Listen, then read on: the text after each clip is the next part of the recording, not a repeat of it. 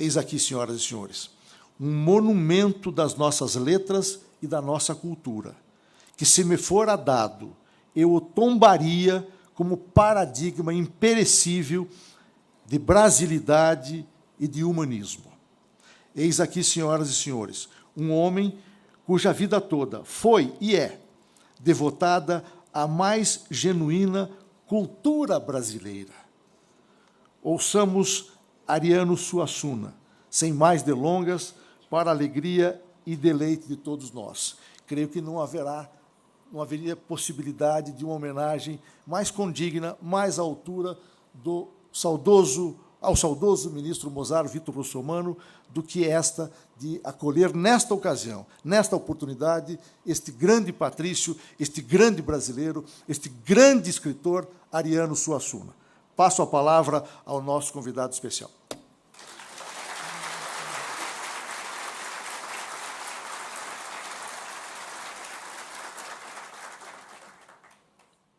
Senhor presidente, senhores ministros, senhores magistrados, funcionários, minhas senhoras, meus senhores, eu estou com uma longa estrada já em 1980, não, 1980 não, em 2007, quando eu completei 80 anos,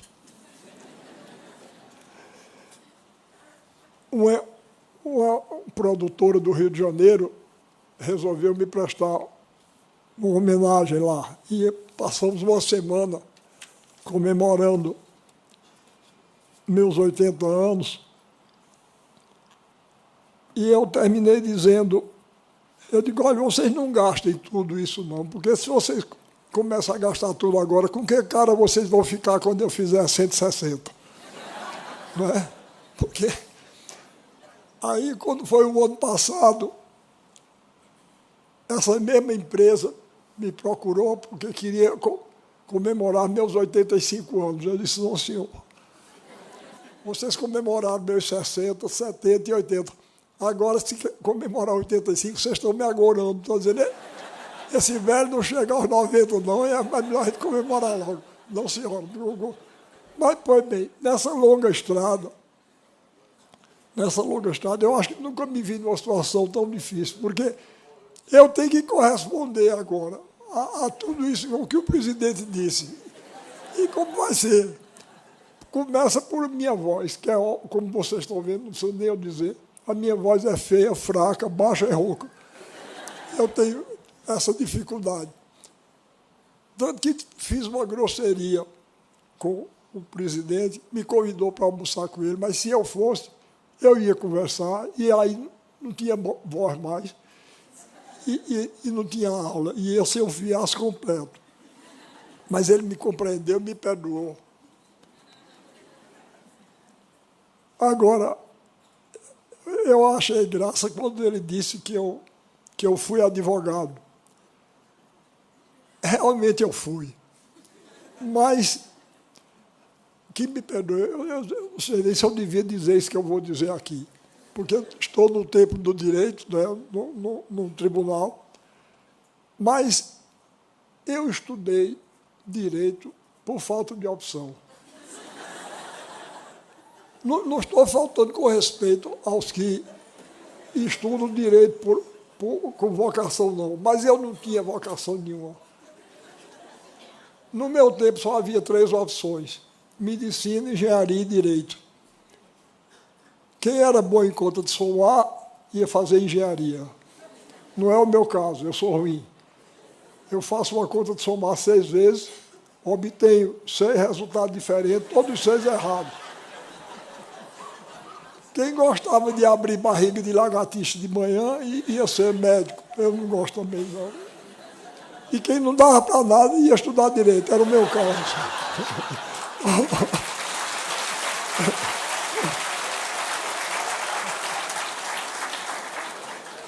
Mas aí me formei, e como acontece com a maioria da juventude brasileira, hoje está melhor, mas eu não tinha emprego, aí realmente fui ser advogado. eu fui convidado por um grande advogado e jurista do Recife, professor Murilo Guimarães, que depois foi reitor da nossa universidade, e, na qualidade de reitor, me convidou para dirigir o Departamento de Extensão Cultural, onde criei o movimento armorial, ao qual o nosso presidente fez referência. Mas eu nunca sofri tanto na minha vida. Eu fui advogado por 4 anos.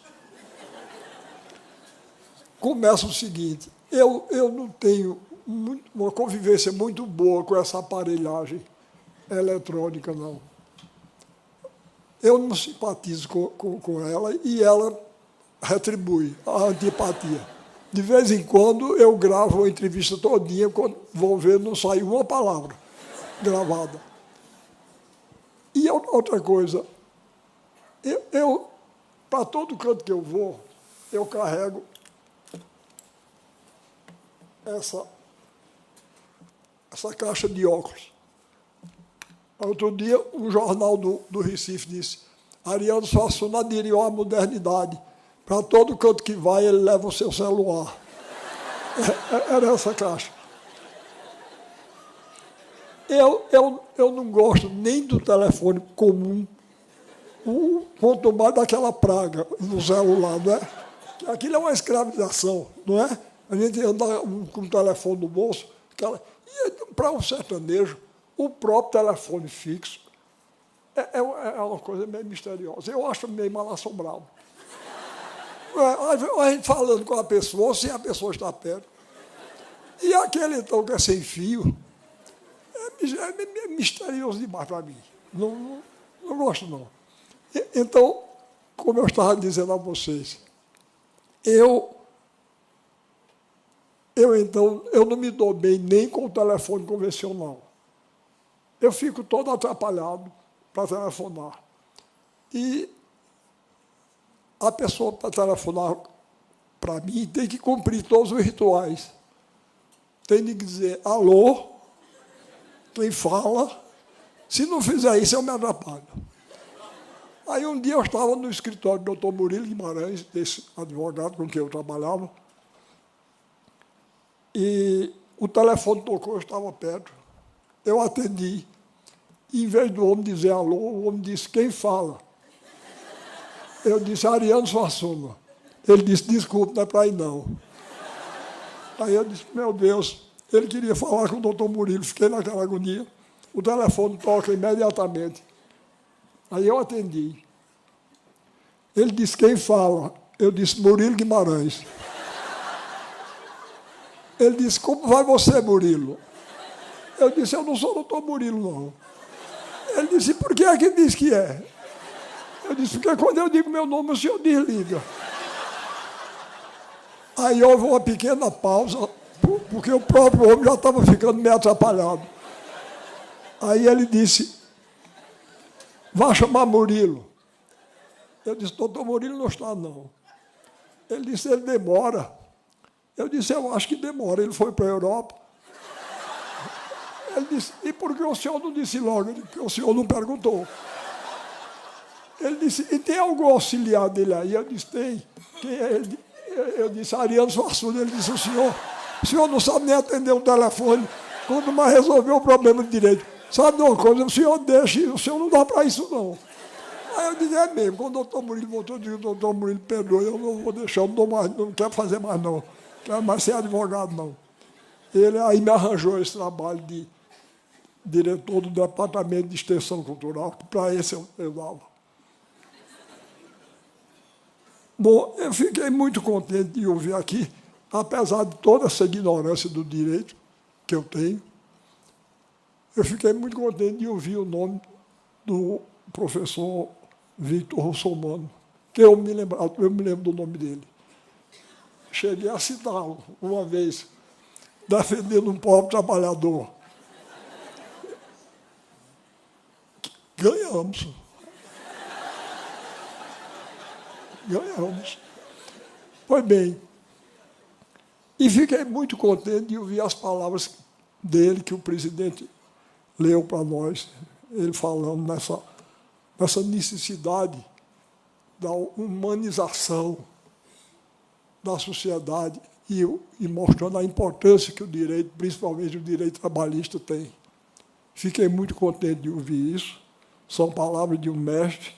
Tenho muita honra, então, de falar na inauguração de um auditório que leva o seu nome. E fiquei muito curioso. Eu acho que eu tenho o privilégio de ser o mais velho aqui. Não é? O triste privilégio de ser 85 anos. Acho que tem alguém que tem 86, aqui tem, acho que não. Eu acho que eu sou o mais velho aqui mesmo. Pois bem. Então, e fiquei muito satisfeito de ouvir o Victor Russomano Filho falar em dois escritores de quem o mestre gostava. Pete Grilli, que foi uma das leituras da minha juventude, e, sobretudo, Guerra Junqueiro, foi outra. Eu fui um menino sertanejo, morava na Paraíba, no sertão da Paraíba, e eu tive a sorte de que meu pai era um grande leitor. E eu tinha, na minha casa, no sertão da Paraíba, a excelente biblioteca que ele nos deixou. E onde li A Velhice do Padre Eterno. Tá certo? Onde li A Velhice do Padre Eterno. E eu tenho uma boa memória. Eu sei que é muito feio a gente estar elogiando a si próprio, mas memória eu tenho. Eu tenho uma boa memória. Eu, uma vez, dando uma entrevista, disse que eu tenho uma memória de cachorro vingativo. E tenho mesmo. Eu não sei se vocês sabem, mas Guerra Junqueira era anticlerical. Olha, eu sou católico. Eu sou católico. Não estou dizendo com isso que sou um homem virtuoso, não. Mas minha visão do mundo e do homem é uma visão religiosa. E eu sou um sertanejo. E o sertanejo é um sujeito meio cético. Meio cético quanto ao humano. Né? Meio cético quanto ao humano. Eu, não sei se por isso, eu desde menino, que eu examino todas as ideias que me apresentam. Eu examino mesmo. Ninguém vem para mim com o negócio da autoridade. Eu reparo de verdade. Se algum de vocês tem outras ideias, me perdoem, não fique zangado comigo, não. Eu tenho minhas ideias, mais respeito a dos outros. Mas uma vez, eu estava numa livraria no Recife e peguei um livro de Engels, um grande filósofo alemão, né, o companheiro de Marx, e que é muito respeitado. Mas o livro se chamava A Humanização do Macaco pelo Trabalho. Na mesma hora, eu digo, esse homem eu não leio mais nada dele. Porque um homem que sustenta uma ideia dessa, olha, pode dar e dizer o que quiser, tá certo? Pode dar e dizer o que quiser. Mas eu não aceito que a inteligência humana tenha evoluído a partir da inteligência do macaco, ou seja, de que bicho for. A diferença é grande demais. Olha, para todo canto que vou, eu carrego isso. Eu vou mostrar a vocês. Eu não vou dizer nem a Divina Comédia ou a Nona Sinfonia de Beethoven, para não humilhar os macacos.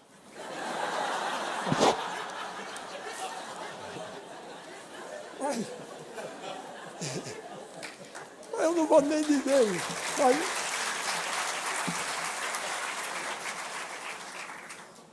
vocês vejam o seguinte.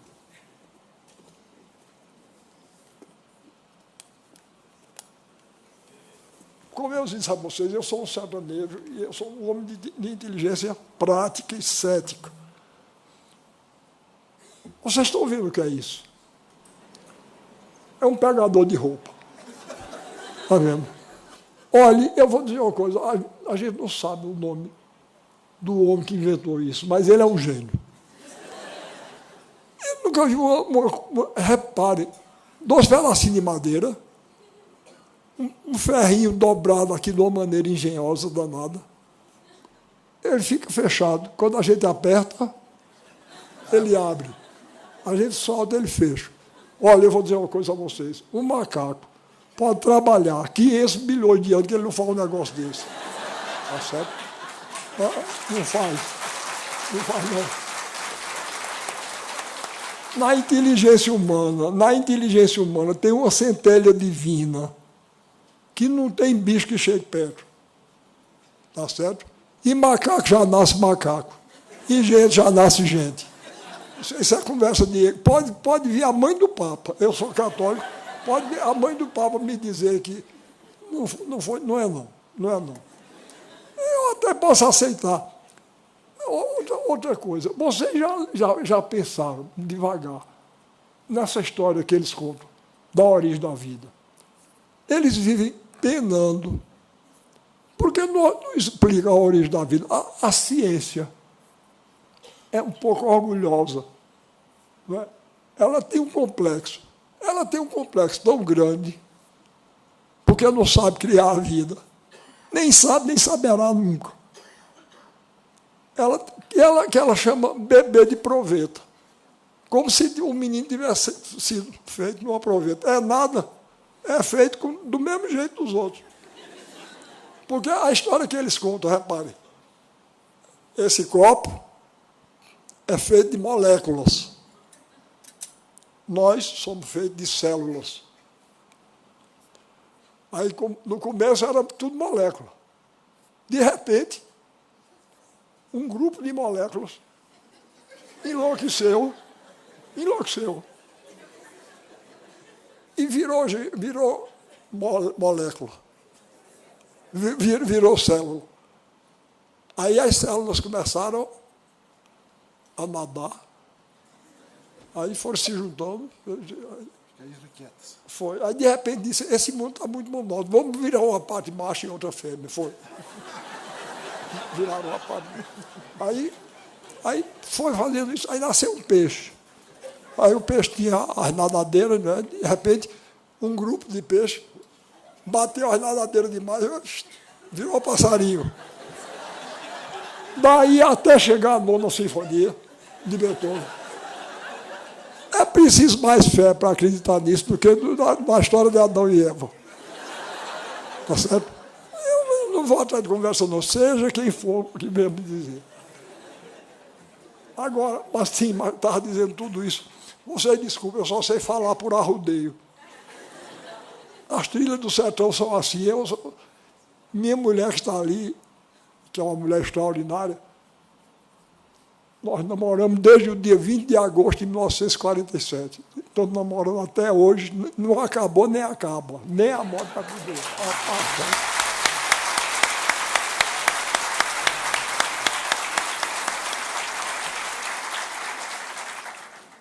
Quando eu era moço, eu começava a falar, começava a arrudear, ela ficava com medo, que eu não acertasse a voltar. Mas quando era moço, eu acertava. Mas agora eu estou ficando esclerosado, às vezes eu me dando e me perco. Mas eu já me lembrei, eu estava falando tudo isso a propósito de Guerra Junqueiro e do nosso homenageado, o professor Russomano. Pois bem, Guerra Junqueiro, ele escreveu esse livro que é altamente anticlerical. Como eu disse, eu sou católico, mas eu gostava. Eu acho muita graça, eu gosto muito do autor que me faz rir. Eu acho o riso uma coisa boa, não é?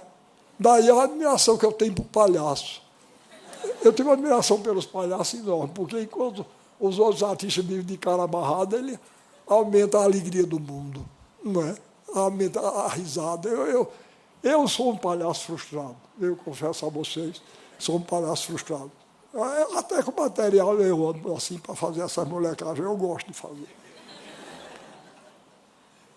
Pois bem, aí, não sei se vocês sabem, mas a ordem dos jesuítas se chama Companhia de Jesus, não é?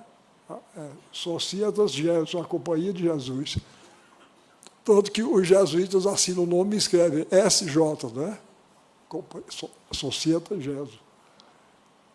Então, ele fez um poema que eu acho uma maravilha, achei engraçado, eu não estou de acordo, não, como disse, sou católico, mas achei muito engraçado. Ele fez um poema chamado Trocadilho. E ele dizia assim: ó jesuítas, vós sois de um faro tão astuto, tendes tal corrupção e tal velhacaria, que é incrível até que o filho de Maria não seja velhaco e não seja corrupto, andando há tanto tempo em tão uma companhia. Então, eu acho graça dele, e fiquei muito contente de saber que o nosso mestre russomano gostava também dele. Bem, como o nosso presidente disse, eu me preocupo muito com esse processo de vulgarização e de descaracterização da cultura brasileira. Eu me preocupo e principalmente, eu reclamo um pouco contra os meus pares. Eu acho que é dever de todos nós, escritores, jornalistas, juízes, de chamar a atenção, pelo menos para o fato de que certas coisas que nós estamos vendo não são normais, não. Porque já está ficando normal. Já está ficando comum. Tudo que nos aparece nos é empurrado de goela abaixo, como arte do primeiro mundo. E quando a gente se opõe, nós somos chamados de arcaicos. Eu me incomodo lá de ser chamado de arcaico. Não me admiro, não. Um homem de 85 anos já deve ser arcaico mesmo, mas é preciso eu não ter medo do nome, eu não tenho medo, não. Pode chamar. Entra por um ouvido, sai pelo outro. Mas eu vejo certos falsos ídolos que andam por aí. Olha, existe agora uma tal de Lady Gaga. Eu não vou nem... Ela deve estar muito preocupada lá. A Suassuna não gosta de mim. Você não imagina. Mas, olha, eu vou dizer uma coisa a vocês. Se o nome dela fosse Lady Gaga, eu ainda perdoaria. Mas não é não, o nome dela é outro, que eu não sei nem como é. O nome foi ela que escolheu. Agora eu vou dizer uma coisa a vocês. Uma mulher que se senta, uma mulher ou um homem, que se senta numa mesa e diz: eu vou escolher o nome artístico para mim. E escolhe Lady Gaga. Uma mulher dessa é imbecil, aqui e em qualquer outro lugar do mundo. Essa mulher é idiota. Tá certo? Eu nunca, nem sequer ouvi, nem quero ouvir. Eu tenho medo que seja contagioso. Vocês aí já imaginam. Eu virar Lady Gaga é triste. Não? Olha aí, mas essas coisas estão ficando normais. Outro dia eu vi na televisão o pessoal fazendo um programa de exaltação a Cazuza. Eu tenho a maior compaixão das pessoas como Cazuza. Coitado, morreu dilacerado naquela idade jovem. Mas a frase que estavam citando dele ele disse: os meus heróis morreram todos de overdose. E essas coisas estão passando aí. E ninguém protesta. Aí eu disse: eu vou protestar. Porque o meu herói principal não sabia nem o que era uma overdose. Ele morreu crucificado entre dois ladrões. Na verdade, então, é preciso que a gente afirme esses valores. Tem que reafirmar, sem ter medo de ser considerado arcaico. Bom, tudo bem, a nossa compaixão, ele tem direito, como todo ser humano, e ele que era um sofredor, um dilacerado. Mas ele dizer uma frase dessa, Isso é uma frase altamente prejudicial para a nossa juventude estar ouvindo. E a gente tem que se levantar. E eu meti na cabeça que o povo brasileiro me encarregou de eu protestar contra essas coisas. Coitado do povo brasileiro, talvez nem saiba. Eu só, no Nordeste se conta uma história. Eu gosto muito de história de doido. Eu não sei se é por identificação, mas eu gosto muito. Eu gosto muito. Eu tenho um primo, Saul. Uma vez ele disse para mim: Ariano, na família da gente, quem não é doido, junta pedra para os doidos jogarem no povo.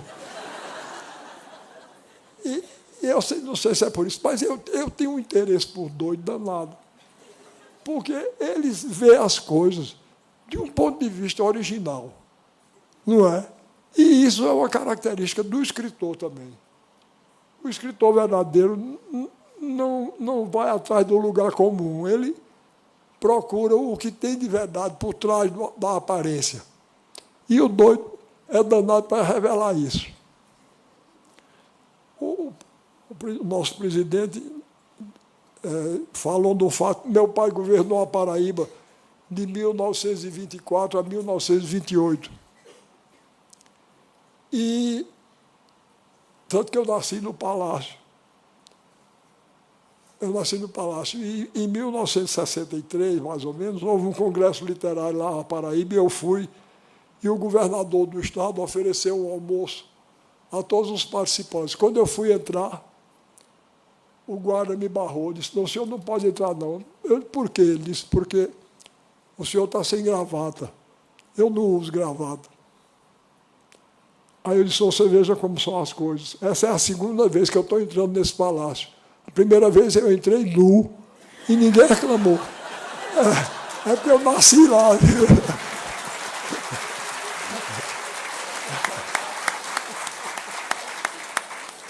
Eu nasci lá.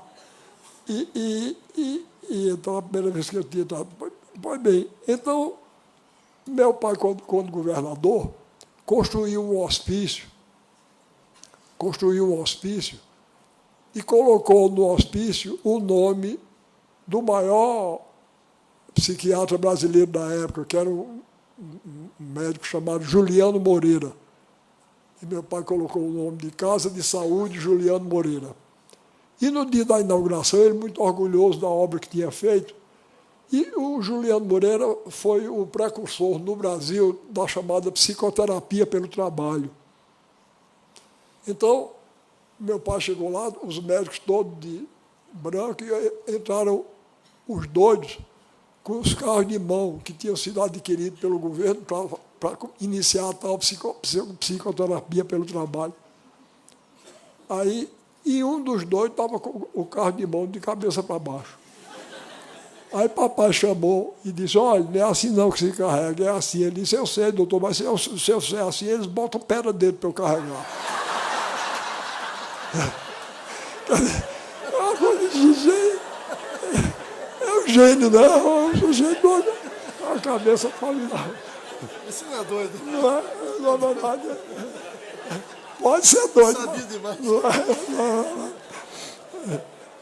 Aí, então, essa é a minha admiração por eles. E a minha cidade, no sertão da Paraíba, é bem pequenininha, Taperoá, onde se passa a ação, se desenrola a ação de quase todos os trabalhos que eu escrevo. E, como toda cidade pequena do interior, nós temos lá o bêbado oficial, o doido oficial, não é? O herege. O sertanejo, de modo geral, é muito religioso, mas lá temos o herege. Ele, aliás, já não é mais vivo, não. Galdino do Bois. Pois bem, o doido oficial chama-se Manuel Bento. Um dia chegaram, mais ou menos na época de outubro ou novembro, seca danada no sertão do Cariri, que é o meu, um sol de meio-dia, e Manuel Bento estava diante de um muro bem comprido que tem lá, e com o ouvido encostado no muro, ouvindo assim, escutando atentamente. Aí passou uma pessoa imitou, ficou também. Daqui a pouco tinha umas 5 ou 6 pessoas, todas. Aí daqui a pouco um disse, realmente eu não estou ouvindo nada. Ele disse, desde manhã que está assim.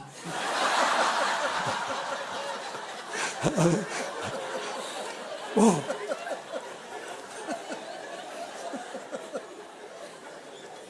pode ver, eu estou ficando preocupado. Você desculpe minha maneira de falar.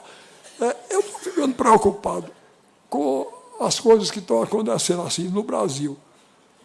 Olha, quando eu tomei posse na Academia Brasileira de Letras, eu fui escolhido para a Academia Brasileira de Letras e fui tomar posse e fui convidado para jantar na casa de um casal rico do Rio de Janeiro.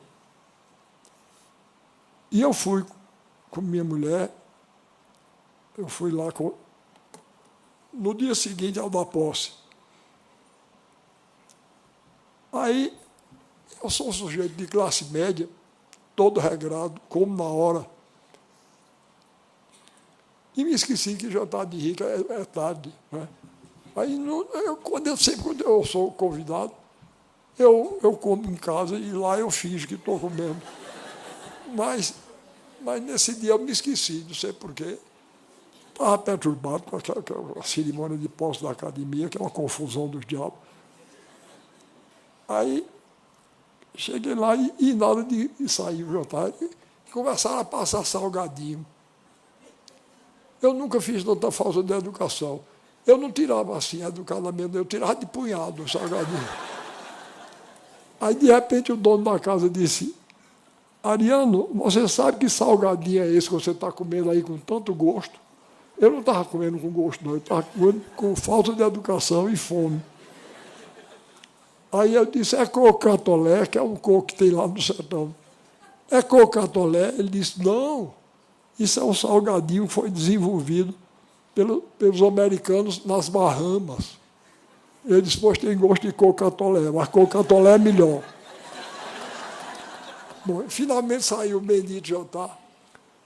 Aí, quando estava no meio do jantar, reparem como a mulher se dirigiu a mim. Ela disse assim, você, naturalmente, já foi à Disney, não é?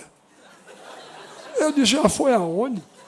Ela disse, a Disney. Aí foi que eu descobri que era a Disneylândia, que ela já tem tanta intimidade que chama assim a Disney.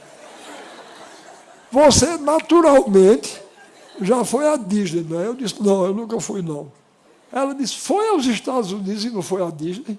Eu disse, não, eu nunca fui aos Estados Unidos, não. Eu nunca saí do Brasil, não. Aí eu notei uma decepção enorme na cara dela.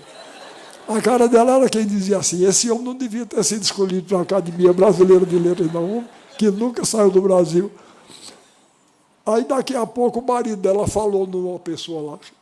Aí ela disse, ele já foi à Disney, não é? Aí o marido disse, foi. Aí eu, por dentro, disse, essa mulher divide a humanidade em 2 categorias, né? Quem foi à Disney e quem não foi. E eu estou desgraçado, porque eu já... Eu estou desgraçado, porque eu não fui. Bom, aí passou-se um momento, ela disse, vocês tiveram... Ela tinha 3 filhos adolescentes. Na época, aparentavam 17, 16 e 15 anos. Vocês tiveram dificuldade com a educação dos filhos? Aí eu, não, dificuldade normal. Ela disse, a gente também não. O problema da gente só é o seguinte, é que os professores dos nossos filhos não têm nível suficiente para conversar com eles. Eu disse, bom, é mãe de Rui Barbosa, Joaquim Nabuco e Castro Alves, né? Porque os professores não têm nível. Mas vocês vejam a minha inocência. Não era nível intelectual, não, que isso não interessa a ela, não. Era nível econômico. Aí ela disse para mim, outro dia o nosso caçula chegou aqui em casa arrasado, porque foi conversar com o professor dele sobre o nosso vídeo importado, São de Boris Volkening. E o professor Ariano nunca, nem sequer, tinha visto um vídeo São de Boris Volkening. Aí disse ela, agora me diga que respeito um estudante pode ter por um professor que nunca nem sequer viu um vídeo só de Boris Volkönig. Aí eu me acovardei, eu já não tinha ido à Disney, eu disse, é mesmo. Além de não ir à Disney, não saber o que era um vídeo só de Boris Volkönig, era demais, eu disse, é mesmo. Morrendo de medo que ela perguntasse qual era a diferença de um vídeo sobre Boris Volkönig para os comuns, que eu não saberia dizer. Pois bem, então, é contra isso que eu me volto, tá certo? Quer dizer, a gente está ficando... Porque a gente ri, porque a história é engraçada, mas o que está por trás disso é uma quantidade de ideias frívolas, não é? Uma visão superficial do mundo e do ser humano, que é uma coisa perigosa. Olha, Machado de Assis dizia que no Brasil existem dois países diferentes, o país oficial e o país real. Eu interpreto, não sei se forçando um pouco o pensamento de Machado, eu acho que o país oficial é o nosso, é o dos privilegiados. E o país real é o do povo. E ele dizia, o país real é bom, revela os melhores instintos, mas o país oficial é caricato e burlesco. Eu sei que ele estava movido por uma justa indignação, e não é totalmente burlesco, não. Mas, se a gente não abrir o olho, a gente fica. Se a gente não tomar cuidado, se a gente não levar em conta a verdade do Brasil real, a gente vai terminar como essa mulher. Vai ficar do lado da Disney e do vídeo só de Boris Volkönig. A classe dirigente brasileira, até o século XVIII, se orgulhava do que tinha de português e se envergonhava do que nós temos de índio e de negro. No século XIX, a classe dirigente brasileira passou a se envergonhar até do que a gente tem de português. Passou a querer ser francesa. E, atualmente, caricatamente, quer ser americana. Querem transformar o Brasil nos Estados Unidos de segunda ordem. Eu não quero que o Brasil seja os Estados Unidos nem de primeira, quanto mais de segunda. Eu quero que o Brasil seja um Brasil de primeira, com as nossas características próprias, sem renunciar às nossas peculiaridades de povo. É isso que eu procuro fazer desde o começo, com o meu trabalho de escritor, com o meu trabalho de professor, com tudo que eu faço. Atualmente, eu sou secretário do governador Eduardo Campos. Ele me chamou para secretário dele. Ele é filho de Maximiano Campos, esse escritor, que era meu amigo e a quem o presidente citou. De maneira que eu conheço ele desde menino, quer dizer, desde ele menino, né? Ele é um jovem, ele é da idade dos meus filhos. E ele foi criado na frente da minha casa. Maximiano Campos morava na frente da minha casa. Morava aqui Maximiano Campos. Aqui o doutor Arraes, sogro de Maximiano Campos. E avô de Eduardo. E eu aqui. Eduardo Campos foi criado nesse triângulo afetivo, literário e político. De maneira que, quando ele me chamou para secretário, eu não estou nem em idade mais, mas eu achei que eu não devia... Eu vou aceitar, ele está me chamando, eu vou. E resolvi... Olha, os dois encantos da minha infância eram a leitura. Eu hoje tenho pena quando eu vejo dizer que a juventude está deixando de ler. Eu tenho pena dela. Porque, ou coisa boa, não é? Uma leitura. Eu quando era menino, eu passava a manhã toda na escola. Chegava meio-dia em casa, eu almoçava. Depois de almoçar, eu abria, me deitava numa cama e abria o livro. era um mundo novo que se abria diante de mim. Ou felicidade. A outra felicidade era o circo. Quando dizia o circo chegou, vixe, Maria, o mundo já melhorava. Nossa. E eu fui até sofrer martírio por causa do circo, porque eu aprendia todos os dichotes do palhaço e ficava dizendo o dia todo. Um dia minha mãe perdeu a paciência e me deu um cascudo. Por causa disso, então eu sou o mártir da arte, primeiro mártir da arte circense. Então, sempre tive a ambição de ter um circo. Aí, quando Eduardo Campos me chamou, eu disse, está certo, eu vou fundar um circo. E fundei. Fundei o circo. Eu disse a ele, eu não quero assessor político, não. Eu não tenho nada contra político, não. Pelo contrário.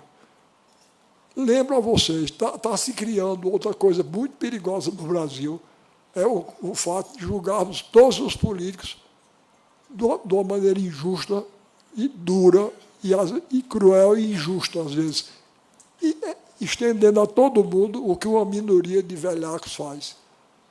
Não façam isso, não. A gente não pode perder a crença nem na ordem política, nem na ordem jurídica do país.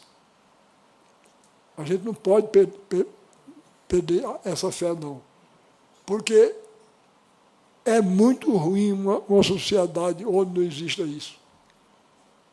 Onde não existe uma ordem política e uma ordem jurídica. Não é? É muito ruim. É muito perigoso. Então, o político, tanto que eu tenho pena dos políticos decentes. Eu tenho uma pena danada. Porque eles têm que ter uma qualidade, eles têm que ser astuciosos. Porque se eles forem tolos como eu sou, eles são enrolados de nós tempos pelos que não prestam. E ainda tem que sofrer esse contágio. Pois bem, então ele me chamou, aí eu fui. Agora, houve um tempo que quiseram me candidatar ao Senado. Eu digo, não, aí não.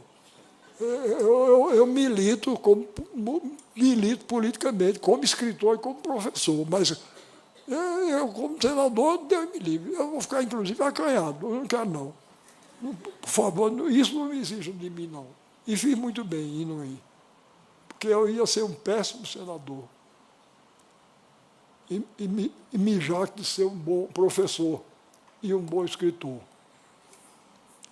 Pois bem, aí eu disse, quando ele me nomeou, eu digo, eu quero ser só artista.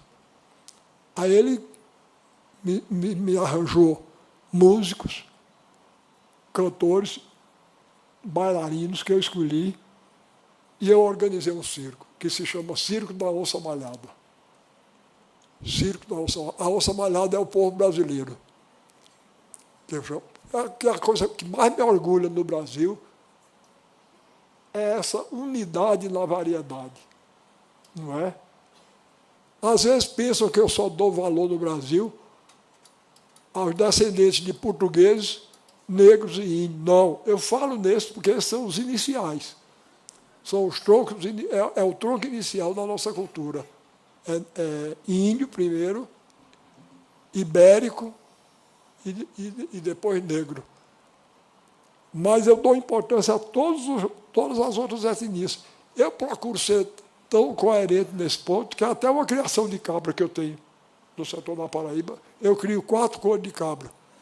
Vermelha, em homenagem aos índios, branca, em homenagem aos portugueses, preta, em homenagem aos africanos, aos negros, e azuis para os outros que vieram depois, japonês, italiano, alemão, certo? Então, até nisso eu procuro ser coerente. E eu estou vindo aqui de Sergipe e sofri um pequeno acidente lá. Eu fui visitar o lugar onde morreu o Lampião, porque eu tenho grande admiração. Vejam bem, eu sei os defeitos de Lampião demais. Ele era cruel, sanguinário, era um bandido, mas ele tinha Ele não era uma alma pura, mas não era uma alma pequena e vulgar, não, era uma alma grande. Ele era um personagem trágico.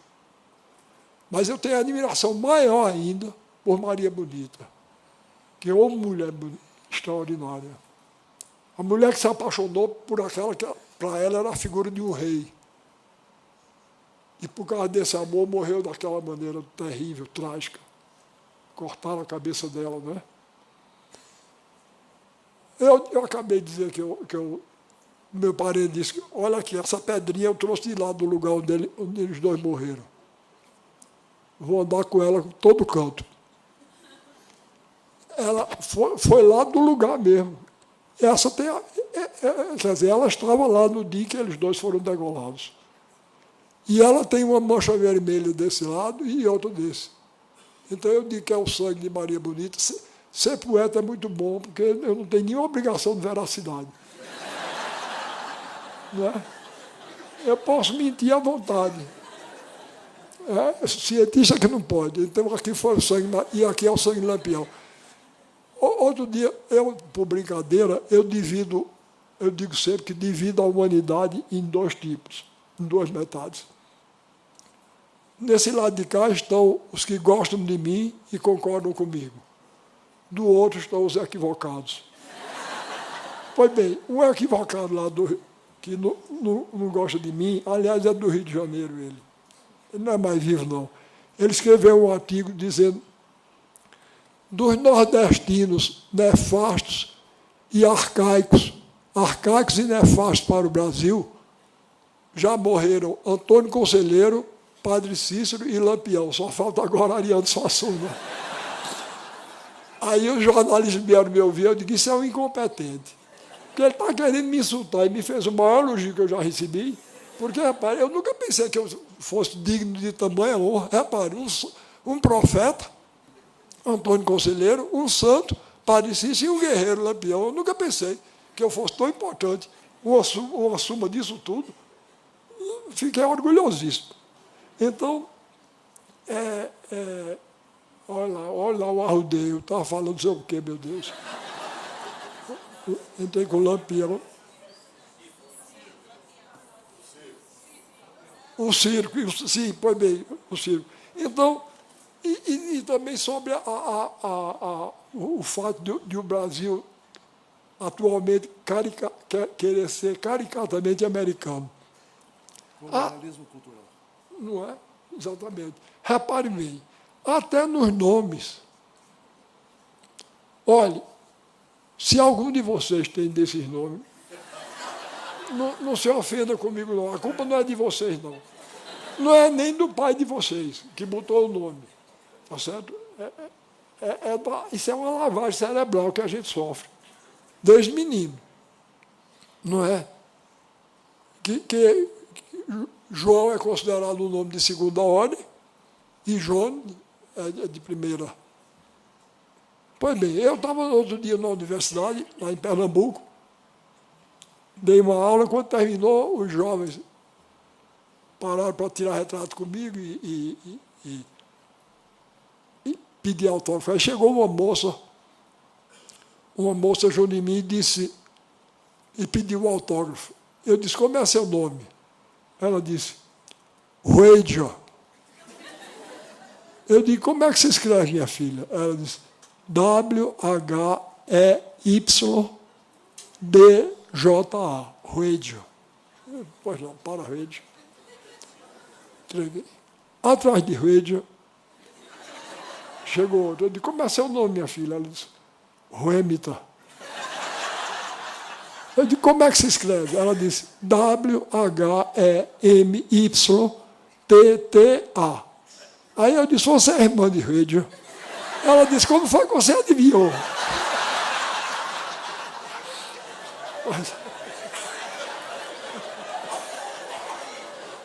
Mas o melhor de tudo foi que atrás tinha um rapaz novo ainda, e parece que ele ouviu o meu diálogo com o Hamilton e Ruedia. E ele deve ter pensado: esse homem é analfabeto, porque quando chegou a vez dele, eu disse: como é seu nome? Ele disse: Hugo, H-U-G-O. Se leitor também.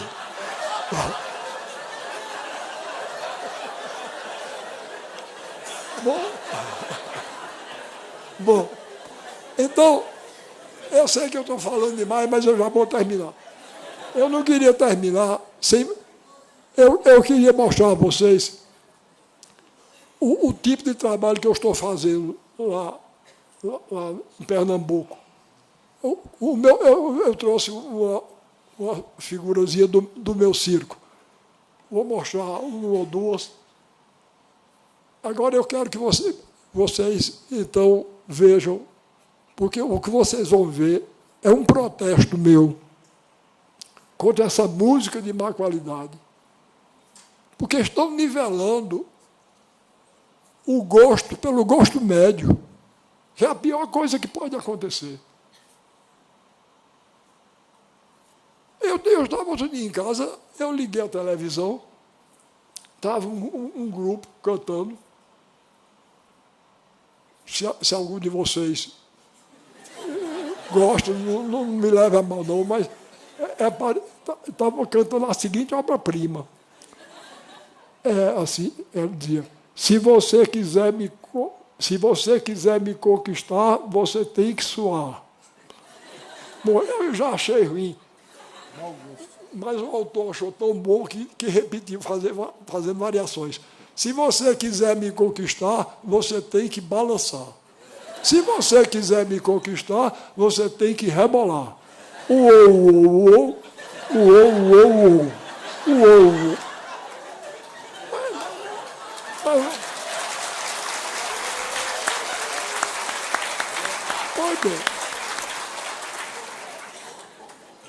Pois bem,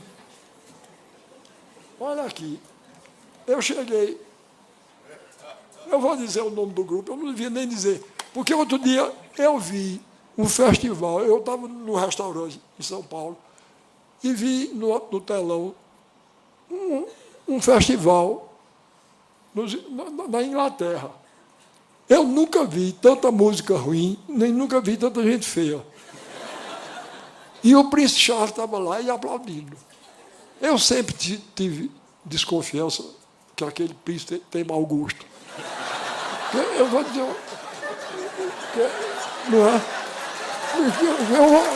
Eu vou dizer uma coisa. Um homem que troca a princesa Diana por aquela mulher com quem ele está casado. Aquele homem não entende de mulher. Pois bem, então eu vou dizer o nome do grupo. Eu não queria, eu tinha parado de dizer, depois que eu vi esse grupo inglês, porque os brasileiros que fazem essa qualidade de música, imitada da música americana, são menos ruins do que os ingleses. E ainda chamam música jovem. Coitado dos jovens. Outro dia estiveram aqui no Brasil os tais do Rolling Stone. Eu nunca vi um bando de velho minhoqueiro, da minha idade, feio. Olha, porque a coisa mais melancólica do mundo é um roqueiro velho, não é? Quando é jovem, ainda vai. Mas quando envelhece, é uma coisa melancólica. Pois bem, a banda da qual eu estou falando chama-se Banda Calypso. Pois bem, pare. Eu chego em São Paulo, está na primeira página do jornal, Preferência Nacional. Sabe quem é? A Banda Calypso. E eu ainda perdoaria, mas quando eu cheguei aqui no meio, tinha um homem chamado Eduardo Miranda. Esse homem, eu ainda vou me encontrar com ele. Repare o que ele afirmou. A Calypso é a verdade do povo brasileiro. Eu me senti pessoalmente insultado. Uou. É a verdade do meu povo, do meu querido e grande povo brasileiro. Deus me livre. A Calypso é a verdade do povo brasileiro. O Chimbinha é um guitarrista genial. Olhe, eu sou um escritor brasileiro. A língua portuguesa é meu material de trabalho. Se eu gasto um adjetivo como genial, com Chimbinha, o que é que eu vou dizer de Beethoven? Né? Tem que inventar outra palavra. Né?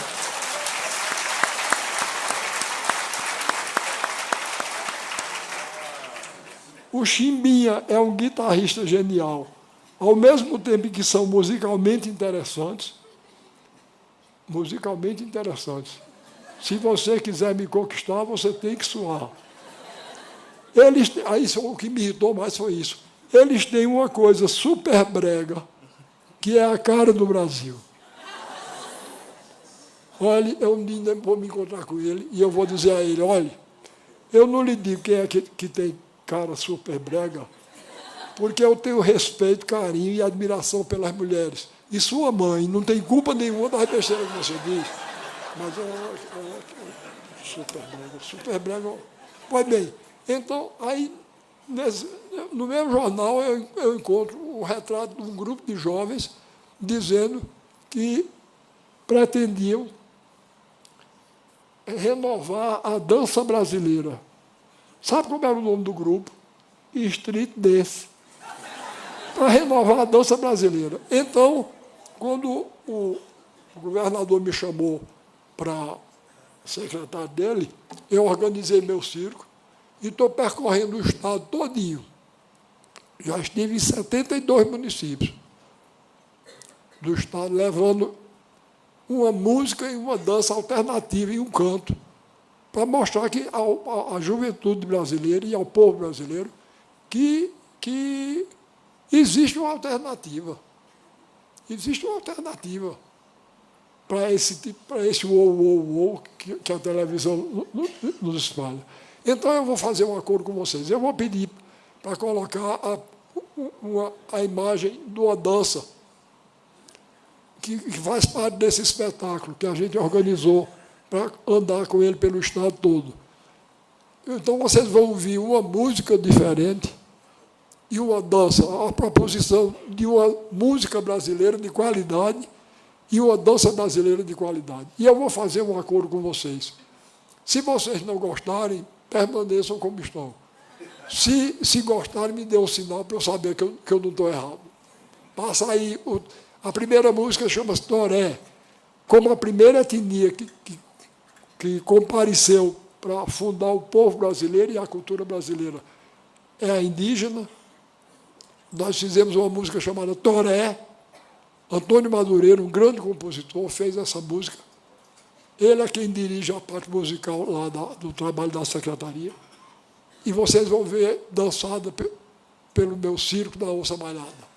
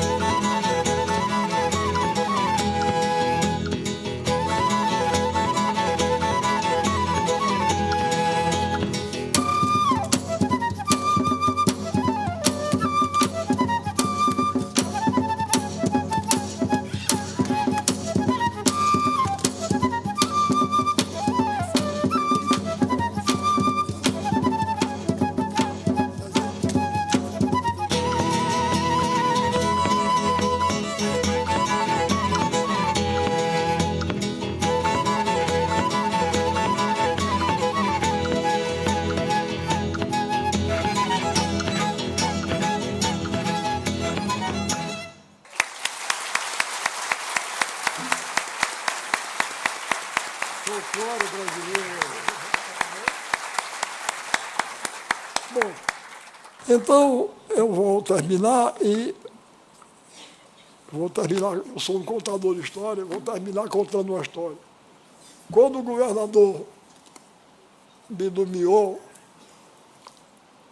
e eu organizei o circo da Onça Malhada, um deputado que não gosta dele fez um discurso na Assembleia, terminou sobrando para mim. Ele falou lá mal e coisa aí disse, quanto ao secretário Ariano Suassuna, ele é um secretário apenas figurativo. Tá bom. Eu detesto viajar. Em cima de um carro, para cima e para baixo. Já visitei as 4 regiões do estado, 72 municípios, para mostrar ao povo o alternativo. E o desgraçado de dizer que eu sou um secretário figurativo. Ele disse que o governador tinha me nomeado somente para eu ficar com cara de secretário e para ele dizer que contava comigo na equipe. Eu não gosto nem do nome secretário. Pelo seguinte, lá na minha terra, Taperoá, tinha um jumento vadio que andava no meio da rua sem dono. Sabe como era o nome dele? Secretário. Quando me chamam secretário, eu pensei que estão zonando comigo. Pois bem, aí eu digo, eu vou me vingar. Eu, como sertanejo, sou vingativo. Vingança braba não faço não, mas vingança mansa eu faço. Aí eu estava no teatro lá no Recife, ele chegou, quando ele me avistou, nós nos tratamos muito cordialmente.